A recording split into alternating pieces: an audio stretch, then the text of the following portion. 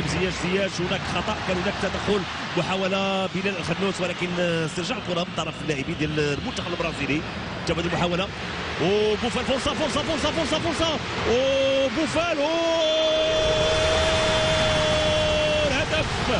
هدف اول لفائده المنتخب الوطني المغربي بواسطه سفيان بوفال، يضع كرة في الشباك والهستيريا على مستوى المدرجات. فرحة كبيرة للجماهير المغربية بهدف سفيان بوفال في شباك الحارس ويفرتون.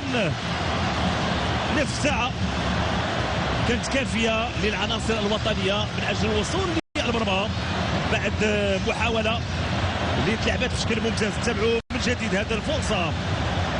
حكيم زياش خطا الكرة بشكل ممتاز، انطلاقة كان تمريرة، كان خطا على مستوى التمرير بلال الخنوس ثم استرجاع الكرة. لاحظوا المناطق ديال المنتخب البرازيلي، تمريرة ممتازة ثم خطات الكرة لسفيان بوفال. مازال ما نقص وضع الكرة بهذا الشكل وبهذه الطريقة وبهذه الجمالية واللي خلى ما كاين اي ردة فعل لويفرتون. تابعوا هذه المحاولة، سفيان بوفال يضع الكرة في الشباك وفرحة كبيرة للاعبي المنتخب الوطني المغربي. تابعوا من جديد سفيان بوفال خطا الكرة بشكل ممتاز ولأنه كان عاطي الحارس المرمى في الصدر الظهر عفوا، فما تمكنش ويفرتون من ابعاد الكره. هدف اول وهدف مستحق لفائده المنتخب الوطني المغربي. اذا تغيرت النتيجه هنا بالعبيد غانم سيس الذي يتدخل ويبعد الكره في الوقت اللي مشات الكره لدوس سانتوس اللي دخل منذ قليل. كانت مطالبه بخطا بلمسه يد في الوقت اللي استرجع الكره امام يوسف الانصيري. خطيره والهدف هدف تعادل لفائده المنتخب البرازيلي. هدف بواسطة العبيد كاسيميرو.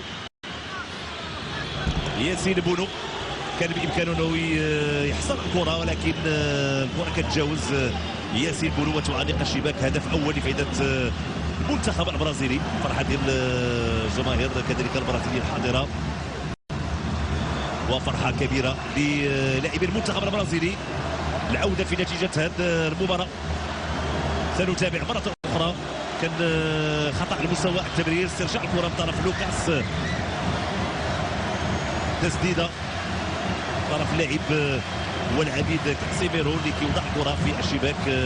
هدف أول لفائدة المنتخب البرازيلي. إذا كاسيميرو كارلوس لاعب فريق مانشستر يونايتد، لاعب سابق لساو باولو ولبورتو ولفريق ريال مدريد. إذا أصبحت النتيجة الآن هدف ليميتي بين المنتخبين. لاحظوا الفرحة كذلك ديال رامون مينيزيس مدرب المنتخب البرازيلي. منطقة جزاء، فرصة نصير مزراوي، إمكانية تمرير داخل منطقة جزاء، ترفع الكرة، فرصة ورأسية، كانت الرأسية والمحاولة أخرى. يحيى عطية رفع الكرة، فرصة هدف هدف ثاني لفائدة المنتخب الوطني المغربي. هدف ثاني بواسطة اللاعب الصابري عبد الحميد الصابري.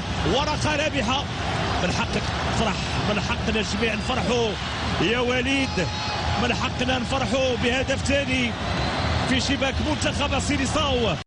عبد الحميد الصابري يضع الكرة في الشباك. فرحة كبيرة بحضور كل الأجيال تحضر لمتابعة هذه الملحمة أمام منتخب برازيلي ومنتخب برازيل إفريقيا والعرب. تابعوا المحاولة ممتازة، تمريرة والعرضية داخل منطقة الجزاء.